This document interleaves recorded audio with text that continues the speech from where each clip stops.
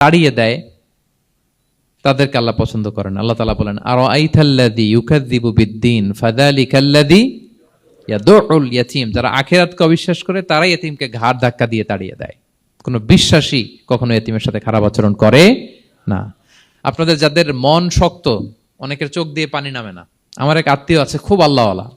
আমার জীবনে এত আল্লাহওয়ালা আমি দেখি নাই, কিন্তু ওনার চোখ দিয়ে পানি নামে না। বারবার এসে আমারে বলে যে, মিজান কি করবো বলো, তুমি একটু মোনাজাত ধরো। আমার মনে আছে আমি ওনাকে নিয়ে মোনাজাত ধরতাম, তো ওনার কান্না আসে না চোখ দিয়ে। এত আল্লাহওয়ালা, খুব ভালো মানুষ, কিন্তু চোখ দিয়ে পানি নামে না। এটা অনেকের হয়, নানা কারণে হয়। তো আল্লাহর হাবিব সাল্লাল্লাহু আলাইহি ওয়াসাল্লাম বলেছেন, কারো যদি চোখ দিয়ে পানি না নামে বা হৃদয় নরম না হয়, তারা যেন এতিমের মাথায় হাত বুলিয়ে দেয়। এক সাহাবী এসে বলেন, ইয়া রাসূলুল্লাহ, আমার হৃদয়টা বড় শক্ত, হৃদয় নরম হয় না। রাসূল সাল্লাল্লাহু আলাইহি ওয়াসাল্লাম বললেন, তাই?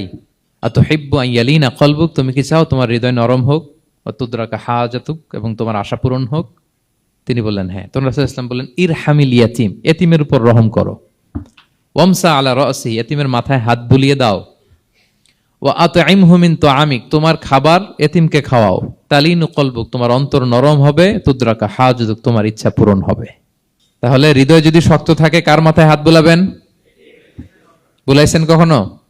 খুঁজে খুঁজে হাত বুলাবেন। বাংলাদেশে তো অনেক অরফেনেজ আছে, অনাথ আশ্রম, ওখানে যাবেন। সুযোগ হলে একদিন যে একটু লাঞ্চ করলেন ওদের সাথে বসে, ডিনার করলেন, একসাথে খেলেন, ওদের মাথায় হাত বুলিয়ে দিলেন, সাধ্যমতো কিছু উপহার হাতে তুলে দিলেন, আপনার ইচ্ছা পূরণ হবে আর আপনার হৃদয় নরম হবে ইনশাআল্লাহ। আর এতিমকে আদর করা মানে নবী সাল্লাল্লাহু আলাইহি ওয়াসাল্লামের প্রতি ভালোবাসা দেখানো। কারণ আমার নবী এতিম হয়ে বড় হয়েছেন।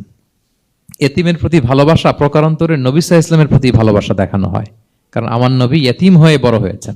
সুবহানাল্লাহ। কিন্তু তার বিপরীতে আমরা সমাজে কি দেখি? এতিমের মাথায় হাত বুলানো তো দূরের কথা, এতিমের সম্পদও খেয়ে ফেলে অনেকে। হ্যাঁ, এরকম আছে না? এতিমের সম্পদ দেদারসে গিলতেছে। কি যে আমাদের চিন্তাধারা! দেখবেন, যে লোকটা এতিমের সম্পদ গিলে, ওরা রোজা অবস্থায় এক ঢোক পানি গিলাতে পারবেন কিনা দেখেন।